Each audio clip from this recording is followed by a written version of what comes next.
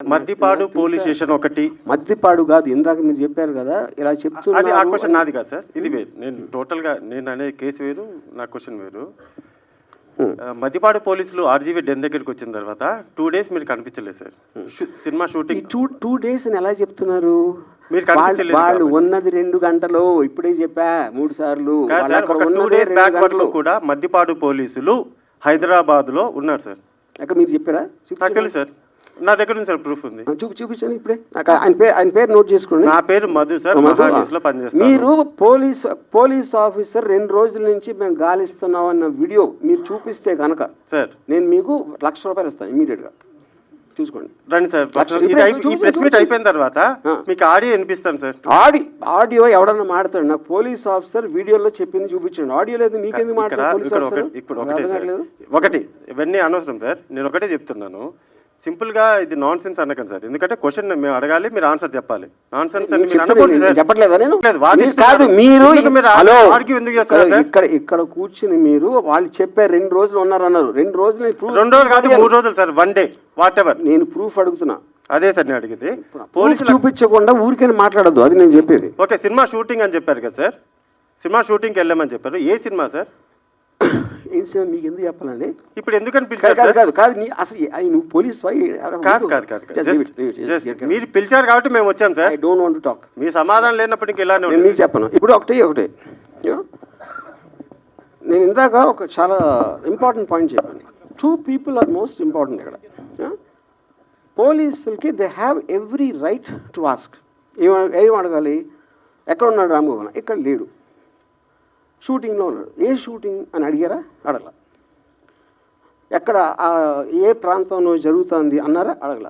Arrest చేయడానికి వచ్చాము అన్నారా? అనలేదు.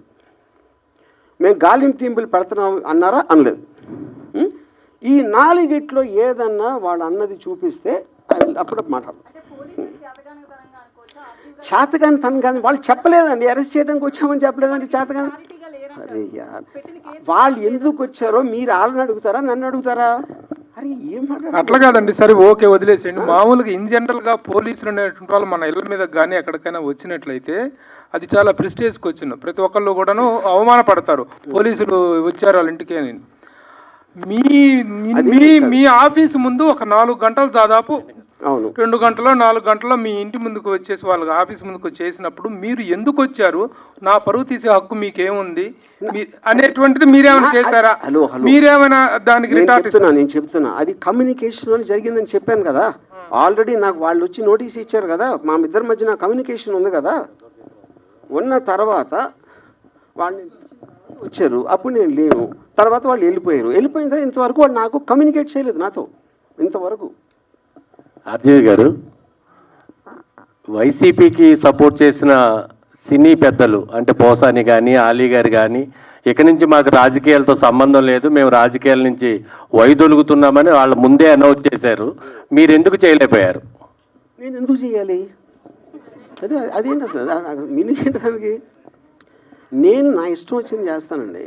అది లా పరిధిలో లేనప్పుడు జ్యుడిషియరీ డెసిషన్ తీసుకుంటుంది. అది కరెక్టా కాదని మధ్యలో ఎవరు చెప్పడానికి నేను చేయాలో చేయకూడదని.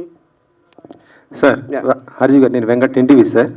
మీడియాలో పోస్ట్ చేసిన అంటే కార్టూన్స్ వల్ల ఇప్పుడు ఈ వివాదం నడుస్తుంది కదా, మరి దాన్ని ఫుల్ స్టాప్ పెడతారా? మళ్ళీ అదే పవన్ కళ్యాణ్ చంద్రబాబు ఇలా మళ్ళీ వేస్తారా?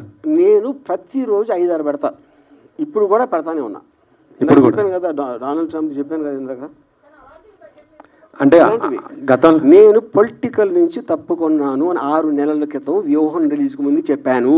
ఆ రోజు నుంచి ఇంతవరకు నేను ఒక్క ట్వీట్ కూడా పెట్టలేదు.